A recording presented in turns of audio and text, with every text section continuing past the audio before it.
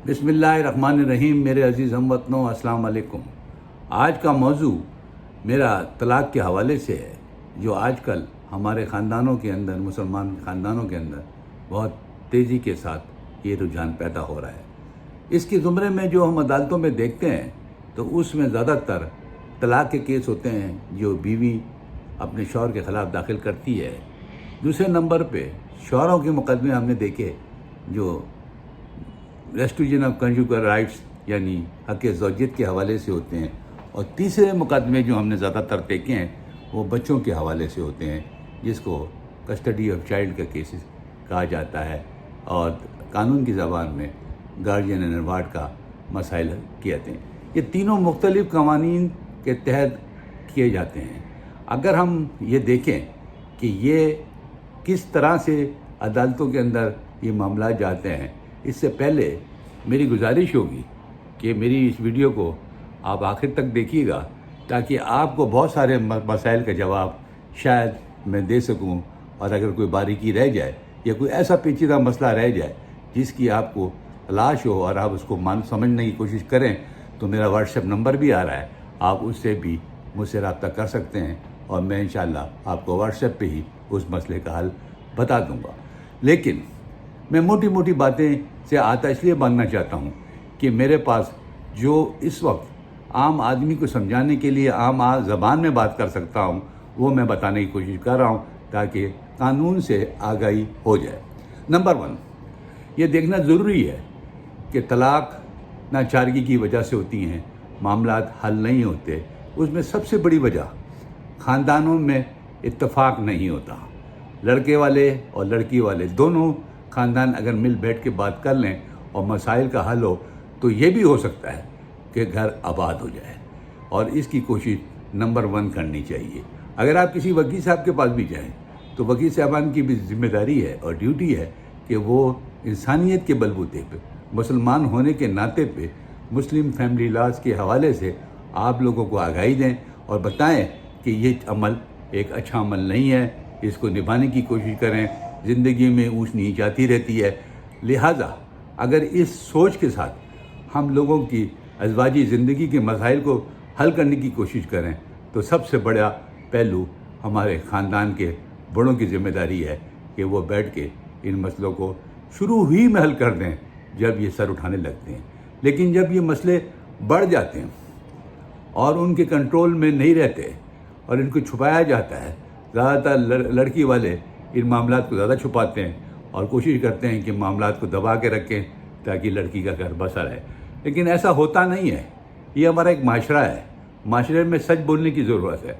अगर आप हक़ाइक़ पसंद हैं और वो बातें जो कंप्रोमाइज़ नहीं हो सकती, जो गैर अखलाकी बातें, जो इंसानियत के ख़िलाफ़ हैं, जो हक़ ज़ौजियत के ख़िलाफ़ हैं, तो उसके अंदर लड़की वाले यानी वो बीवी, वो औरत किसी की माँ, बहन, बेटी होती है, उसकी इज़्ज़त एहतराम की खातिर आपको ये सोचना चाहिए कि उसको भी हक़ दिया जाए ताकि वो अपनी ज़िंदगी अच्छे अंदाज में गुजार सके। लेकिन हम बड़े कंजर्वेटिव टाइप के लोग हैं। मुसलमानों में ये बहुत बड़ी प्रॉब्लम रही है कि वो औरतों को दबा के रखते हैं और कोशिश करते हैं कि उनकी बात को अहमियत ना दें, और अगर अहमियत भी देते हैं तो वक्त बहुत दूर गुजर जाता है।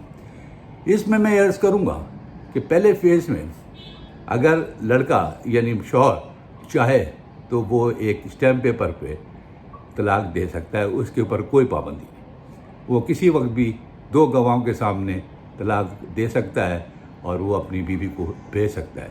लेकिन ये आधी तलाक़ के हवाले से मैं बात कर रहा हूँ। एक तरफ़ा का मायने है कि शौहर ने तलाक़नामा स्टैम्प पेपर पे 2 गवाहों की मौजूदगी में भिजवा दिया, लेकिन वो जब रिसीव हो जाएगा औरत को, तो फिर उसको दूसरी दफ़ा उसको फिर तलाक़ देनी पड़ेगी, जो वो औरत सुने और उसके 2 गवाह सुने। इस तरह से ये 4 गवाह कानून शहादत के हवाले से होने ज़रूरी होते हैं, वो मुकम्मल हो जाएंगे और तलाक़ हो जाएगी। दूसरे फ़िक़ों में भी मुख्तलिफ़ अंदाज से इसको देखा जाता है, लेकिन बुनियादी तौर पे ये एक तरीक़ाकार है जिस पर आप जिस तरह से भी मुनासिब समझें, एक वक्त में बैठ के लड़की लड़का दोनों आमने सामने बैठ के तलाक़ दे सकते हैं, उसकी 4 गवाह भी हों।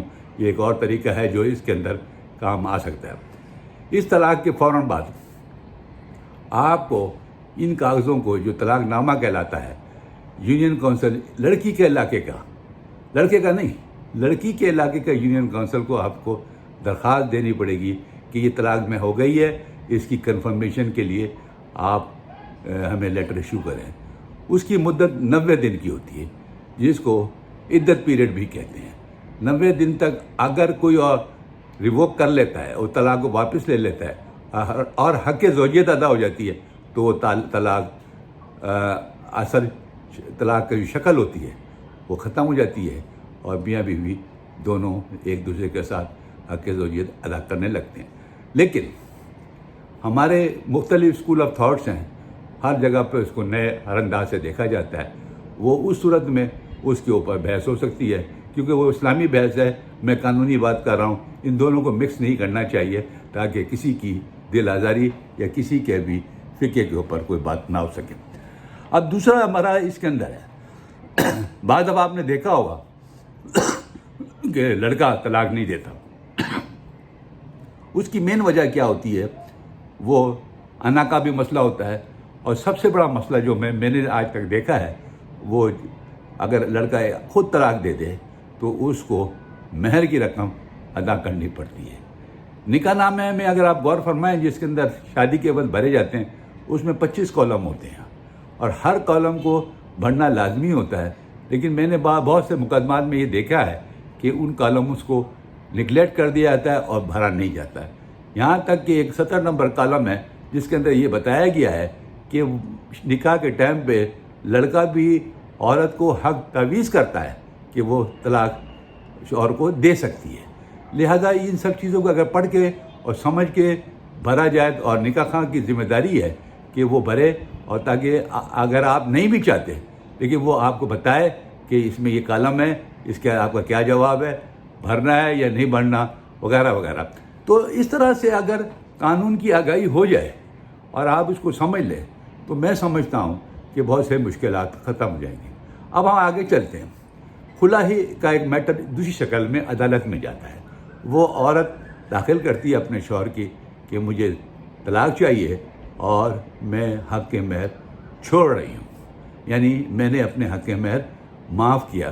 تو اس میں عدالتیں اس کو کنسیڈر کرتی ہیں اور بہت جلد لوگوں کو اپرچونیٹیز ملتی ہیں، مقدمہ چلتا ہے اور خلا گرانٹ ہو جاتی ہے، عورت کو حق دے دیا جاتا ہے کہ وہ اپنی زندگی کرے۔ لیکن اس میں جب عورت اپنا خلا سرنڈر کرتی ہے شوہر کے حوالے، یعنی وہ خلا کے دور میں خلا کے عوض وہ اس سے مہر کو معاف کر رہی ہوتی ہے، تو اس میں بھی دو صورتیں ہیں۔ ایک صورت تو یہ ہے کہ اگر مہر آپ کو ادا کر دیا گیا، شوہر نے آپ کو دے دیا ہے، تو اس وقت جب آپ خلا مانگیں گی اور مہر چھوڑیں گی تو وہ رقم یا وہ چیزیں جو آپ کو مہر کی شکل میں آپ کے شوہر نے دی ہیں آپ کو اس کو واپس کرنی پڑیں گی۔ لیکن اگر آپ کو نہیں ملی تو آپ اس کو سرنڈر کر سکتے ہیں۔ اس طرح سے یہ خلا کی شکل ہے۔ اب طلاق کے اور مختلف صورتحال جو قانون کے اندر دیے گئے ہیں، آپ اگر اس کی طرف ہم جاتے ہیں تو ایک بہت امپورٹنٹ سلسلہ ہے، اور اس کے اندر میرج ایکٹ 1939 کے اندر کچھ گراؤنڈ دیے گئے ہیں جس میں یہ بتایا گیا ہے کہ عورت کو حق حاصل ہے کہ اگر اس کا شوہر 4 سال سے لاپتہ ہے، اس کے ویئر اباؤٹس کا پتہ نہیں ہے، تو وہ کورٹ میں خلا طلاق کے لیے کیس داخل کر سکتی ہے۔ دوسرے نمبر پہ اگر شوہر نگلیکٹ کرے، نظر انداز کرے اور فیل ہو جائے مینٹیننس پرووائڈ کرنے کے لیے 2 سال کے لیے، 2 سال تک اگر کوئی شوہر اپنی بیوی کو نظر انداز کرے اور وہ اس کو مینٹیننس نہ دے، اس صورت میں بھی عورت کورٹ میں طلاق کا کیس داخل کر سکتا ہے۔ اور اسی طرح سے اگر عورت مرد دوسری شادی کر لیتا ہے بغیر پرمیشن کے، وہ بھی ایک ویلڈ گراؤنڈ ہے جس کے تحت عورت طلاق لے سکتی ہے۔ اب آگے جو دیکھتے ہیں، ایک اور صورتحال پیدا ہوتی ہے کہ اگر شوہر کو 7 سال کی سزا ہو جائے تو وہ بھی ایک گراؤنڈ ہے کہ 7 سال یا 7 سال سے زیادہ، تو اس صورت کے اندر بھی وہ طلاق لے سکتی ہے۔ حالات اور واقعات یہاں تک ہیں کہ اگر کوئی شخص اپنی بیوی کی حق زوجیت 3 سال تک ادا نہیں کرتا تو اس صورت کے اندر بھی عورت کو حق حاصل ہے، بیوی کو حق حاصل ہے کہ وہ طلاق لے لے، یا کوئی میڈیکل پرابلم شوہر کو ہوتی ہے یا ہو گئی ہے، اس کی وجہ سے بھی وہ شوہر سے طلاق لے سکتی ہے۔ اور بھی بہت سے معاملات ہیں جو کہ اس کے اندر ہم دیکھ سکتے ہیں، وہ میڈیکل سائنس کے حوالے سے ہیں اور اس طرح سے وہ معاملات کو چل سکتے ہیں۔ بعض دفعہ ایسا بھی ہوتا ہے کہ شوہر جو ہے وہ اپنا مذہب بدل لیتا ہے، وہ معاملات کو اس انداز سے زندگی گزارتا ہے جو لا مذہب کی طرف چلا جاتا ہے۔ میرے عزیز ہم وطنوں، یہ بنیادی باتیں ہیں جو میں نے آپ کے سامنے پیش کی ہیں۔ اس کے سب سے بڑی بات سمجھنے کی یہ ہے کہ یہ ساری چیزیں اپنی جگہ پہ، لیکن ایک ہم مسلمان ہیں الحمدللہ، اور میں خاص کر مسلمانوں کے حوالے سے یہ بات کر رہا ہوں، ہم کو اللہ کے حکم کے مطابق اپنی زندگی گزارنی چاہیے۔ اور طلاق کا جو لفظ ہے وہ اللہ کو پسند نہیں ہے، اللہ تعالیٰ اس کو اچھا نہیں سمجھتے۔ اللہ تعالیٰ نے اپنے نبی کے ذریعے یہ پیغام اپنے مسلمانوں کو بھجوایا کہ بندوں سے کہو یہ عمل اچھا نہیں ہے، اس کو ناپسند کیا گیا ہے۔ لیکن ایک مجبوری ہوتی ہے، جب انسان کی ازواجی زندگی تباہی کی طرف جا رہی ہوتی، کوئی گھر میں سکون نہیں ہوتا، مشکلات بہت زیادہ ہو جاتی ہیں، تو پھر انسان کیا کرے؟ پھر یہی کرتا ہے کہ اپنی زندگی کو آسان بنانے کے لیے ان مشکلات سے نجات لی جائے۔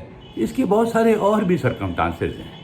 ہم جس معاشرے میں رہتے ہیں اس کا بھی بڑے اثرات ہمارے لوگوں کے اوپر پڑ رہے ہیں، جس کی وجہ سے ہم روز بروز سیلفش ہوتے جا رہے ہیں۔ ہم یہ نہیں سوچتے کہ ایک عورت اپنے ماں باپ کا گھر چھوڑ کے آپ کے پاس آئی ہے اور آپ کی ذمہ داری ہے کہ آپ اس کی اچھے برے سب چیز مصیبتوں اور تکلیفوں میں اس کا ساتھ دیں، اس کو اپنی زندگی کے اندر شامل کیا اپنے، لہذا اس کے جو حقوق ہیں، بنیادی حقوق، وہ تو اس کو ملنے چاہیے، کیونکہ وہ بھی ہماری طرح انسان ہے، اور جو چیز ہم اپنے لیے سمجھتے ہیں وہی اپنی بیوی کے لیے بھی سمجھنا چاہیے، اپنی عورت کے لیے بھی سمجھنی چاہیے۔ یہ سوچ اور مائنڈ سیٹ کی بات ہے۔ ہم لوگ جذبات کی دنیا میں رہتے ہیں، ہم لوگ یہ فیصلہ نہیں کرتے کہ ہم کیا کر رہے ہیں۔ آپ اس بات سے اندازہ لگائیں کہ بچوں کے معاملات کتنے سینسیٹیو ہوتے ہیں۔ ہر ماں باپ اپنے بچوں کے لیے جیتے ہیں، وہ ساری زندگی ماں کا سب سے بڑا اہم رول ہوتا ہے اپنی اولاد کے لیے، اور اللہ تعالیٰ نے اس کی عزت و احترام میں جو اضافہ کیا ہے اولاد کے حوالے سے کیا ہے۔ جب اس کے پاس اللہ تعالیٰ اولاد پیدا کر دیتا ہے تو اس کے پیروں میں جنت آ جاتی ہے۔ اب اندازہ لگائیے اللہ تعالیٰ کی شان کا کہ وہ عورت کو کتنا احترام دیتا ہے، کتنی عزت دیتا ہے۔ میں نے اپنی زندگی کے اندر اپنی ماں کو بھی دیکھا جو ہمارے لیے حال لمحے دعا کرتی تھی۔ ہم جس مقام تک پہنچے وہ ہمارے ماں باپ کی دعائیں تھی، اوپر اللہ کا حکم تھا، لہذا اس چیز سے میں تو نظر انداز نہیں کر سکتا۔ اب آپ دیکھیں عدالتوں میں، کورٹوں میں بچوں کے مقدمات چلتے ہیں، کیا زندگی ہے ان بچوں کو، ماں بھی زندہ ہے، باپ بھی زندہ ہے، اور دونوں کے درمیان میں کھیچم تانی ہے، اور اس طرح سے وہ ان بچوں کا کیا مستقبل ہوگا؟ آیا آپ ان باتوں کو گھر میں بیٹھ کے فیصلہ کر لیجئے۔ اگر آپ کو زندگی اپنی طور پہ جینی ہے، اپنی ذات کے لیے جینی ہے، بچوں پہ سودے بازیاں ہوتی ہیں، بچوں کے اوپر کہا جاتا ہے کہ طلاق لے لو، یہ بچے لے لو۔ ارے بھائی، بچے اللہ کی دین ہے، آپ کا اس کے اوپر صرف والدین کا حق ہے۔ دنیا میں ان کی زندگی دینے والا تو اللہ کی طاقت ہے، اللہ کی ہے۔ ان لوگوں سے پوچھو جن کے یہاں بچے نہیں ہوتے، یہ ایک حقیقت ہے۔ ہم تو بڑی بڑی باتیں کرتے ہیں، ہم ان بچوں کے اور لڑکوں کے اوپر ڈرم بجاتے ہیں، ڈھول بجاتے ہیں، بڑے بڑے پروگرام کرتے ہیں، لیکن ان کو یہ نہیں معلوم ہوتا کہ جس نے بچے کو اس دنیا میں بھیجا ہے اس نے ساتھ ملک الموت کو آپ کے دروازے کے اوپر کھڑا کر دیا ہے۔ سمجھنے کی بات ہے، یہ چیزیں ایسی ہیں اگر ہم اس کو سمجھ لیں اور اپنی تکلیفوں کو اور انسانیت، یہ جذباتی معاملہ ہے، یہ انسانیت کا معاملہ ہے۔ بات دنیا کے لیے جیتنا سیکھتے ہیں لوگ، دنیا کے لیے جیتتے ہیں، وہ کتنے عظیم لوگ ہوتے ہیں، ان سے سبق ہم حاصل نہیں کرتے۔ ہم اپنے جذبات کی، اپنی انا کی، اپنی خواہشات کے مطابق جینا چاہتے ہیں۔ ہم سیلفش لوگ ہو گئے۔ جینے کے لیے ضروری ہے کہ دوسرے کی بھی زندگی کی اتنی ہی اہمیت ہو جتنی میری ہے، آپ کی ہے، سننے والوں کی ہے۔ اس کو مد نظر رکھ کے دنیا کا فیصلہ کریں، دنیا کو سمجھنے کی کوشش کریں۔ ہم ان چیزوں کے خلاف بات کریں جو غلط ہیں. طلاق قانونی طور پہ اور اسلامی طور پہ اچھی سمجھی نہیں جاتی. میں تو یہاں تک سمجھتا ہوں کہ ان سب چیزوں کے اندر آپ بچوں کی اور گھر کی یا زندگی کے ایک سسٹم کی تباہی کے باعث بنتے ہیں. آپ دوسرے کے ساتھ کس طرح اچھا رہ سکتے ہیں جب ایک کے ساتھ نہیں رہ سکتے؟ طلاق کا مطلب کیا ہوتا ہے؟ ڈائیورس، چھوڑ دو، ہٹ جاؤ، اس عورت کو آزاد کر دو. پھر آپ اس کے اوپر تہمت بازی کرتے ہیں. میری بات یاد رکھیے گا، اگر جھوٹ کے اوپر کوئی شخص بھی اپنی بلڈنگ کھڑی کرنے کی کوشش کرتا ہے، تہمت لگاتا ہے، غلط بیانی کرتا ہے، مثال کے طور پہ مرد عموماً کہتے ہیں کہ میری عورت کا دوسرے لوگوں کے ساتھ تعلقات ہے. اگر آپ اس بات کو ثابت نہ کر سکیں دنیا میں تو کیا آپ اچھے انسان ہیں؟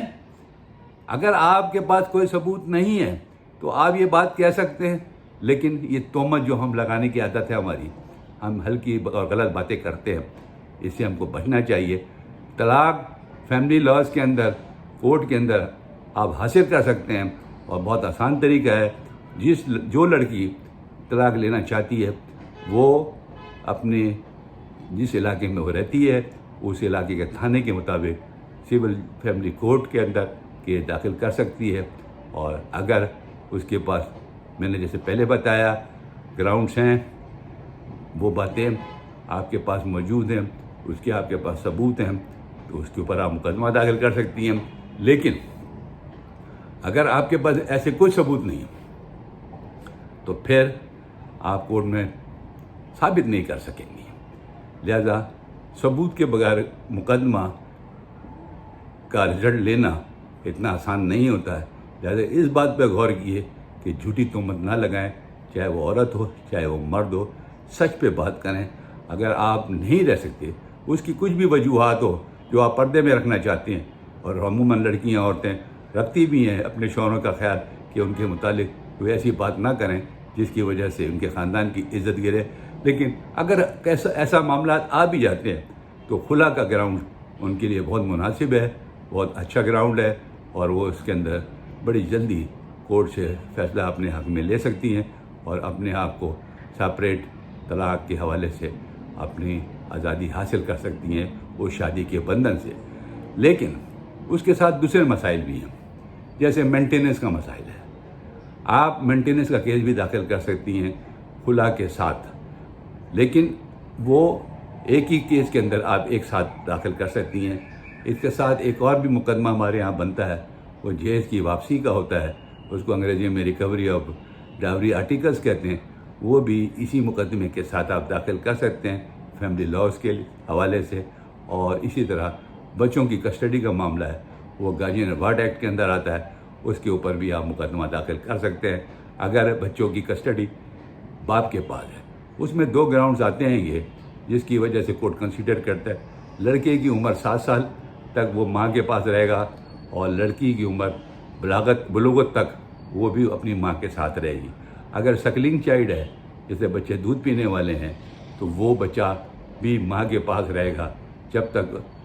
لڑکی ہے تو وہ بلوغت تک، اور لڑکا ہے تو 7 سال تک. اس سے پہلے باپ اس کا کلیم نہیں کر سکتا. لیکن اگر وہ کلیم کرنا چاہتا ہے تو اس کی عمر 7 سال سے زیادہ ہو لڑکے کی، اور بچی کی عمر بلوغت میں.